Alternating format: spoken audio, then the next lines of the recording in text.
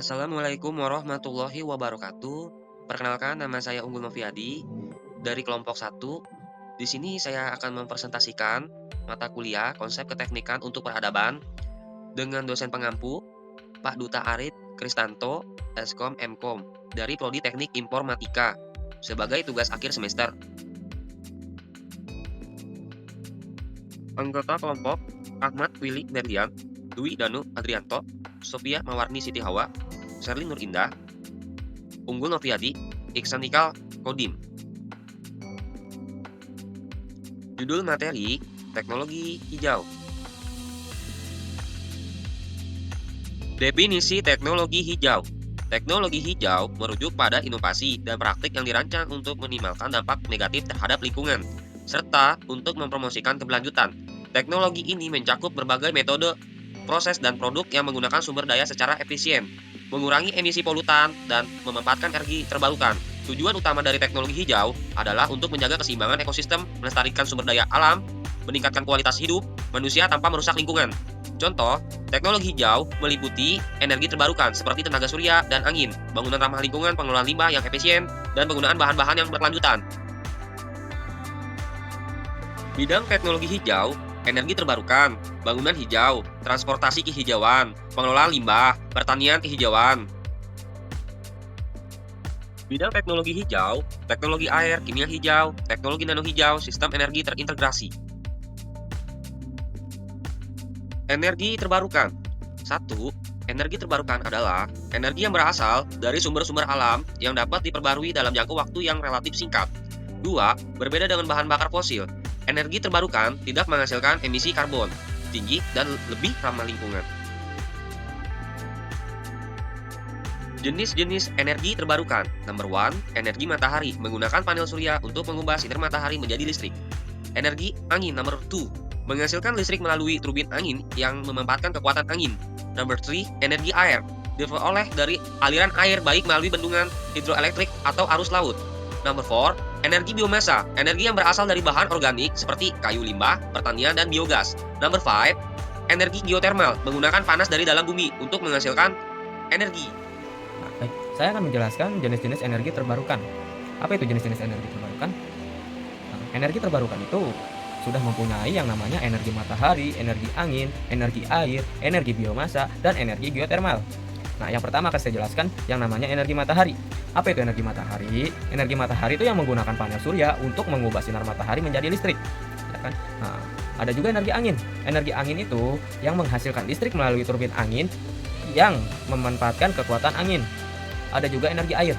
Apa itu energi air? Energi air itu yang diperoleh dari aliran air baik melalui bendungan atau bisa diartikan hidroelektrik atau arus laut. Ya kan? Nah, ada juga energi biomasa. Apa itu energi biomasa? Energi biomasa itu energi yang berasal dari bahan organik seperti kayu, limbah pertanian, dan biogas. Nah, ada juga geotermal. Apa itu Prinsip energi bangunan hijau. Efisiensi energi menggunakan teknologi dan desain yang mengurangi konsumsi energi seperti pencahayaan alami, ventilasi silang, dan penggunaan peralatan hemat energi. Pengelolaan air mengimplementasikan sistem pengumpulan air hujan, penggunaan perangkat hemat air, dan pengolahan air limbah. Material berkelanjutan memilih bahan bangunan yang ramah lingkungan seperti material daur ulang, bahan lokal, dan batu yang tidak menggunakan zat berbahaya. Kualitas udara dalam ruangan menggunakan material dan sistem yang meningkatkan kualitas udara dalam ruangan seperti ventilasi yang baik dan penggunaan cat serta bahan bangunan yang rendah emisi. Desain yang responsif terhadap lingkungan mempertimbangkan orientasi bangunan, iklim lokal, dan ekosistem sekitar dalam proses desain. Manfaat bangunan hijau, penghematan energi dan biaya, mengurangi biaya operasional melalui efisiensi energi dan air.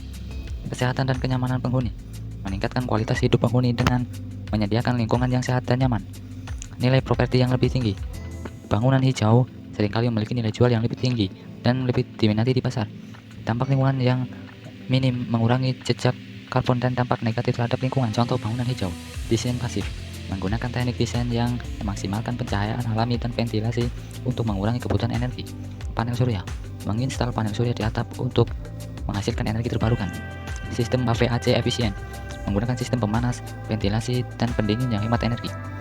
Taman atap, menciptakan ruang hijau di atap untuk meningkatkan isolasi, mengurangi limpasan air hujan, dan menyediakan ruang terbuka. Transportasi berkelanjutan adalah sistem transportasi yang dirancang untuk memenuhi kebutuhan mobilitas saat ini, tanpa mengorbankan kemampuan generasi mendatang untuk memenuhi kebutuhan mereka. Konsep ini berfokus pada pengurangan dampak lingkungan, efisiensi energi, dan peningkatan kualitas hidup. Jenis transportasi berkelanjutan, transportasi umum, penggunaan bus, kereta api, dan sistem transportasi massal lainnya yang mengurangi jumlah kendaraan pribadi di jalan.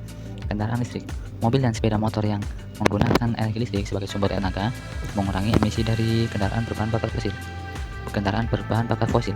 Kendaraan hibrida, kendaraan yang menggabungkan mesin konvensional dengan motor listrik untuk meningkatkan efisiensi bahan bakar. Sepeda dan pejalan kaki, mendorong penggunaan sepeda dan berjalan kaki sebagai mode transportasi utama untuk perjalanan jarak jauh. Carpooling dan ride sharing, mengurangi jumlah kendaraan di jalan dengan berbagi perjalanan antara beberapa orang. Contoh penerapan transportasi berkelanjutan, sistem transportasi umum yang efisien. Kota-kota seperti Tokyo dan Amsterdam memiliki sistem transportasi umum yang terintegrasi dan efisien. Jalur sepeda, banyak kota seperti Copenhagen telah mengembangkan jalur sepeda yang aman dan nyaman untuk mendorong penggunaan sepeda. Kendaraan listrik, perusahaan seperti Tesla dan Nissan memproduksi kendaraan listrik yang semakin populer di pasar.